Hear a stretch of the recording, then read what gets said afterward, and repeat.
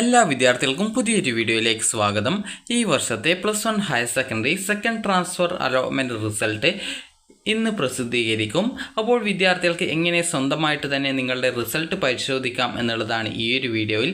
കാരണം പല വിദ്യാർത്ഥികളും രാവിലെ തന്നെ അക്ഷയയിൽ പോയിക്കൊണ്ട് റിസൾട്ട് വന്നോ എന്ന് എന്ന് പറഞ്ഞിട്ടുണ്ടായിരുന്നു. അപ്പോൾ വിദ്യാർത്ഥികൾ നിങ്ങൾക്ക് സ്വന്തമായിട്ട് തന്നെ ആദ്യം ഫോൺ വഴി ചെക്ക് ചെയ്ത ശേഷം മാത്രം നിങ്ങൾ പോയാൽ മതി. കാരണം അഥവാ റിസൾട്ട് ഈ ഒരു രാവിലെ തന്നെ വരണം എന്നില്ല. കാരണം വൈകുന്നേരത്തോടെ അല്ലെങ്കിൽ രാത്രിയോടെ മാത്രമേ വരുള്ളൂ. അപ്പോൾ അതുകൊണ്ട് തന്നെ നിങ്ങൾ ഈ ഒരു രാവിലെ തന്നെ ഈ ഒരു അക്ഷയയിൽ പോയിക്കൊണ്ട് നിങ്ങളുടെ റിസൾട്ട് വന്നോ എന്നുള്ള കാര്യം നിങ്ങൾ നോക്കേണ്ടതില്ല. സ്വന്തമായിട്ട് ഫോൺ വഴി തന്നെ നിങ്ങൾക്ക് ചെക്ക് ചെയ്യാവുന്നതാണ്. അപ്പോൾ അതുകൊണ്ട് തന്നെ നിങ്ങൾക്ക് അതായത് ചിലപ്പോൾ ഇന്ന് വൈകുന്നേരത്തോടെയോ അല്ലെങ്കിൽ രാത്രിയോടെയോ മാത്രമേ വരുള്ളൂ. അതുകൊണ്ട് തന്നെ നിങ്ങൾ നേരത്തെ പറഞ്ഞതുപോലെ തന്നെ നിങ്ങൾ സ്വന്തമായിട്ട് ഫോൺ വഴി ഈ റിസൾട്ട് ചെക്ക് ചെയ്യാൻ നോക്കുക. അതുപോലെ റിസൾട്ട് വന്നു കഴിഞ്ഞാൽ നിങ്ങളെ ആ ഒരു വിവരം അറിയിക്കുന്നതായിരിക്കും. അതുപോലെ തന്നെ തിങ്കളാഴ്ച രാവിലെ 10 മണി മുതലായിരിക്കും വിദ്യാർത്ഥികൾക്കുള്ള അഡ്മിഷൻ ഉണ്ടായിരിക്കുക. അപ്പോൾ അതുകൊണ്ട് തന്നെ നിങ്ങൾ രാവിലെ തന്നെ അക്ഷയയിലേക്കോ അല്ലെങ്കിൽ ഇൻ്റർനെറ്റ് കഫേകളിലേക്കോ പോവേണ്ട ആവശ്യമില്ല. റിസൾട്ട് വന്നോ എന്നുള്ളത് ആദ്യം തന്നെ നിങ്ങൾക്ക് സ്വന്തമായിട്ട് പരിശോധിക്കാവുന്നതാണ്. അപ്പോൾ അത് എങ്ങനെയാണ് എന്നുള്ളതാണ് നമ്മൾ നോക്കാനായിട്ട് പോകുന്നത്. അപ്പോൾ നിങ്ങളുടെ റിസൾട്ട് വന്നു കഴിഞ്ഞാൽ hscap.kerala.gov.in എന്ന വെബ്സൈറ്റ് ഓപ്പൺ ചെയ്യുക. അതായത് ഈ ഒരു വെബ്സൈറ്റ് നിങ്ങൾക്ക് അറിയായിരിക്കും, നിങ്ങൾ റിസൾട്ട് പരിശോധിച്ച വെബ്സൈറ്റ് തന്നെയാണ്. അപ്പോൾ ഈ ഒരു വെബ്സൈറ്റിൽ നിങ്ങൾക്ക് റിസൾട്ട് വന്നു കഴിഞ്ഞാൽ ഈ ഒരു ഭാഗത്തായിട്ട് കാൻഡിഡേറ്റ് ലോഗിൻ എന്ന് പറഞ്ഞുകൊണ്ട് കാണാൻ സാധിക്കും.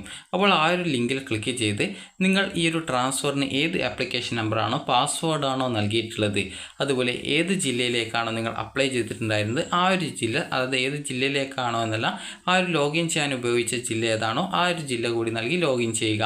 ലോഗിൻ ചെയ്ത് കഴിഞ്ഞാൽ നിങ്ങൾക്ക് പിന്നീട് തുറന്നു വരുന്ന പേജിൽ നിങ്ങൾക്ക് ഈ ഒരു ട്രാൻസ്ഫർ കിട്ടിയിട്ടുണ്ടെങ്കിൽ congratulations you have got transfer എന്ന് പച്ച കളറിൽ ഏത് സ്കൂളിലാണ്, ഏത് കോഴ്സിലാണ്, അതുപോലെ എത്രാമത്തെ ഓപ്ഷനിലാണ് അലോട്ട്മെൻറ്റ് കിട്ടിയിട്ടുള്ളത് എന്നുള്ളത് കാണാൻ സാധിക്കും. അതുപോലെ തന്നെ നിങ്ങൾക്ക് ട്രാൻസ്ഫർ അലോട്ട്മെൻറ്റ് കിട്ടിയിട്ടില്ല എങ്കിൽ sorry you have no allotment എന്ന് ചുവപ്പ് കളറിൽ കാണാനായിട്ട് സാധിക്കും. അതേസമയം വിദ്യാർത്ഥികൾ ആപ്ലിക്കേഷൻ കൺഫേം ചെയ്യാൻ വിട്ടുപോയിട്ടുണ്ടായിരുന്നു എങ്കിൽ your application has not confirmed hence your application does not considered for this transfer allotment എന്ന് പറഞ്ഞുകൊണ്ട് കാണാനും സാധിക്കുന്നതാണ്. അപ്പോൾ ഇങ്ങനെ പറയുന്നതിന് അർത്ഥം എന്ന് പറയുന്നത് നിങ്ങൾ ട്രാൻസ്ഫറിന് അപേക്ഷ നൽകിയിരുന്നുവെങ്കിലും അത് കൺഫേം ചെയ്യാൻ വിട്ടുപോയിട്ടുണ്ടായിരുന്നു. അപ്പോൾ അതുകൊണ്ട് തന്നെ നിങ്ങളെ ഈ ഒരു ട്രാൻസ്ഫറിന് പരിഗണിച്ചിട്ടില്ല എന്ന് പറഞ്ഞുകൊണ്ടാണ് കാണാൻ സാധിക്കുക. അത് ഈ ഒരു അപൂർവമായിട്ടേ കാണാൻ സാധിക്കുള്ളൂ. കാരണം ഓൾറെഡി നിങ്ങളുടെ ആപ്ലിക്കേഷൻ എല്ലാവരും കൺഫേം ചെയ്തിട്ടുണ്ടാകും എന്നാണ് പ്രതീക്ഷിക്കുന്നത്. അപ്പോൾ നിങ്ങൾക്ക് ഈ ഒരു രീതിയിൽ കാണാൻ സാധിക്കും. അതിനുശേഷം വിദ്യാർത്ഥികൾക്ക് ആ ഒരു പേജിൽ തന്നെ നിങ്ങൾക്ക് കാണാനായിട്ട് സാധിക്കുന്നതാണ് ഈ ഒരു ഈ ഒരു ട്രാൻസ്ഫർ അലോട്ട്മെൻറ്റ് ഡീറ്റെയിൽസ് അല്ലെങ്കിൽ ട്രാൻസ്ഫർ അലോട്ട്മെൻറ്റ് റിസൾട്ട്സ് എന്ന് പറഞ്ഞുകൊണ്ടുള്ള ഒരു ലിങ്ക് കാണാം. ജസ്റ്റ് അതിൽ ക്ലിക്ക് ചെയ്യുക. ക്ലിക്ക് ചെയ്ത് കഴിഞ്ഞാൽ നിങ്ങൾക്ക് റാങ്ക് ഡീറ്റെയിൽസ് എന്ന് പറഞ്ഞുകൊണ്ട് കാണാൻ സാധിക്കും. അതിൽ ക്ലിക്ക് ചെയ്ത് നിങ്ങൾക്ക് നിങ്ങളുടെ റാങ്ക് ഡീറ്റെയിൽസും അതുപോലെ ആ ഒരു സ്കൂളിൽ അവസാനമായിട്ട് ഈ ഒരു ട്രാൻസ്ഫർ കിട്ടിയിട്ടുള്ള വിദ്യാർത്ഥിയുടെ ആ ഒരു ഡീറ്റെയിൽസും അതുപോലെ അവിടെ എത്ര വേക്കൻസി ഉണ്ടായിരുന്നു എന്നുള്ള ഡീറ്റെയിൽസും നിങ്ങൾക്ക് അറിയാനായിട്ട് പറ്റുന്നതായിരിക്കും.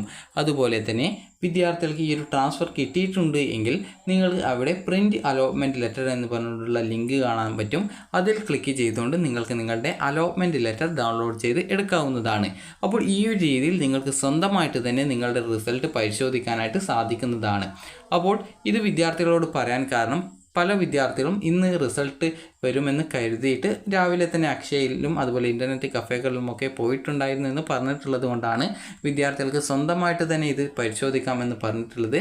കാരണം റിസൾട്ട് വരാതെ നിങ്ങൾ ഈ ഒരു അക്ഷയയിൽ പോയിക്കൊണ്ട് നിങ്ങൾക്ക് റിസൾട്ട് പരിശോധിക്കാനായിട്ട് സാധിക്കില്ല. അതുകൊണ്ട് തന്നെ റിസൾട്ട് വന്നു കഴിഞ്ഞാൽ നിങ്ങളെ ആ ഒരു വിവരം പെട്ടെന്ന് തന്നെ അറിയിക്കുന്നതാണ്. അതുപോലെ തന്നെ എല്ലാ വിദ്യാർത്ഥികൾക്കും ട്രാൻസ്ഫർ അലോട്ട്മെൻറ്റ് ലഭിക്കട്ടെ എന്ന് ആശംസിക്കുന്നു.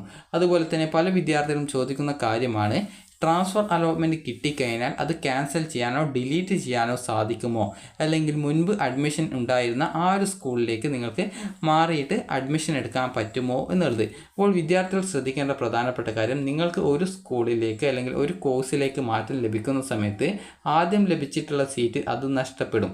ഇത് റിമൂവ് ചെയ്യുകയും അതായത് നിങ്ങൾക്ക് മറ്റൊരു സ്കൂളിലോ കോഴ്സിലേക്കോ അല്ലെങ്കിൽ മറ്റൊരു ജില്ലയിലേക്കോ ട്രാൻസ്ഫർ കിട്ടുന്ന സമയത്ത് ആദ്യം ലഭിച്ച സീറ്റ് ഓട്ടോമാറ്റിക്കലി ഡിലീറ്റ് ചെയ്യപ്പെടുകയും ആ ഒരു സീറ്റ് ഒന്നുകിൽ വേക്കൻസി ആയിട്ട് നിലനിർത്തുകയോ അല്ലെങ്കിൽ മറ്റൊരു വിദ്യാർത്ഥിക്ക് ആ ഒരു സീറ്റിലേക്ക് അതായത് അലോട്ട്മെൻറ്റ് നൽകുകയോ ചെയ്യും. അപ്പോൾ അതുകൊണ്ട് തന്നെ നിങ്ങൾക്ക് മുൻപ് അലോട്ട്മെൻറ്റ് ലഭിച്ച് അഡ്മിഷൻ നേടിയിട്ടുണ്ടായിരുന്ന സീറ്റ് ഓട്ടോമാറ്റിക്കലി അവിടെ നഷ്ടപ്പെടുന്നതായിരിക്കും.